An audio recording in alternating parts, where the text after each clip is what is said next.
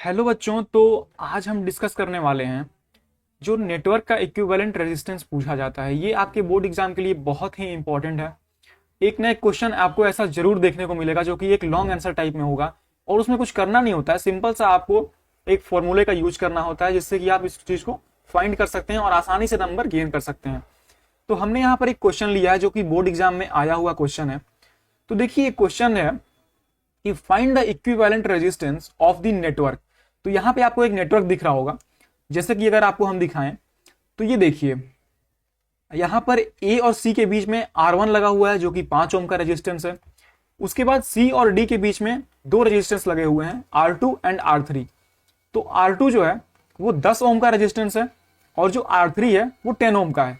वैसे ही डी से बी के बीच में एक रेजिस्टेंस लगा हुआ है R4 जो कि 5 ओम का है। तो आपको निकालना है कि ए और बी के बीच का रेजिस्टेंस इक्विवेलेंट कितना होगा। मतलब ए लेकर के, मतलब यहाँ पे ए से लेकर के और आपको बी के बीच का इक्विवेलेंट रेजिस्टेंस निकालना है। तो आपको इसके लिए सिंपल सा करना क्या है, सिंपल सा आपको देखना है कौन सा रजिस्टर सीरीज में है, कौन सा पैरेलल में है। तो हम देख सकते हैं कि जो हमारा ये R3, मतलब जो सी और डी के बीच में है, सी और डी के बीच में R2 और R3 ये दोनों पैरेलल में है। अब कैसे देखेंगे पैरेलल में है, तो देखो इसका जो दोनों एंड है, जो R2 का जो दोनों एंड है वो क्या है, वो R3 के दोनों एंड से कनेक्टिंग वायर से कनेक्टेड है। तो जब भी ऐसा केस बनेगा कि दो रेजिस्टेंस का जो दोनों एंड होगा वो सेम से कनेक्ट होगा, तो ऐसे केस को क्या बोलेंगे हम, ये पैरेलल केस बोलेंगे, पैरेलल केस बोलेंगे। तो अब देखो, जैसा कि हमने यहां पे लिखा सॉल्यूशन, क्या करेंगे यहां पे लिखेंगे since R2 parallel to R3। तो अब इसका जो इक्विवेलेंट बनेगा वो क्या बनेगा, मान लो इसके इक्विवेलेंट का मैं नाम दे रहा हूं RCD। तो RCD की वैल्यू क्या होगी, RCD की वैल्यू क्या होती है, होगा 1/R2 प्लस 1/R3। इसको अगर सॉल्व करेंगे तो 1/10 प्लस 1/10, ये आ गया 2/10। अब हम इसको क्या करेंगे, यहां पे इक्विवेलेंट निकालने के लिए इसको रेसिप्रोकल करते हैं, मतलब कि ये 10/2 आ गया। सो जो RCD का वैल्यू आ गया वो कितना आ गया, 5 ओम। RCD का वैल्यू आ गया 5 ओम। अब चलते हैं नेक्स्ट पेज पे और इसको फिर से रीड्रॉ करते हैं।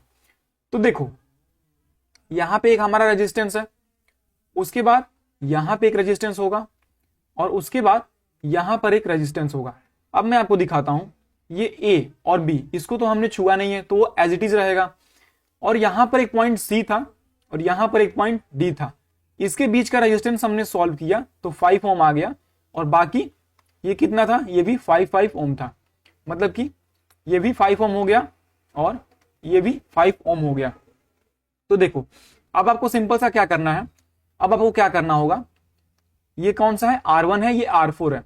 तो अब आपको RAB निकालने के लिए, RAB निकालने के लिए क्या करना होगा, R1 plus RCD plus R4। ठीक है, ये जो है वो R1 है और ये जो है R4 है, राइट। और ये क्या है, ये सीरीज में है, सीरीज कॉम्बिनेशन में है, इसलिए हम क्या कर रहे हैं, इसको डायरेक्ट सम कर दे रहे हैं। तो देखो 5 ओम प्लस 5 ओम प्लस 5 ओम, तो ये कितना आ गया, RAB का जो वैल्यू आ गया वो आ गया 15 ओम के बराबर। तो ये जो हो जाएगा वो हमारा फाइनल आंसर बनेगा।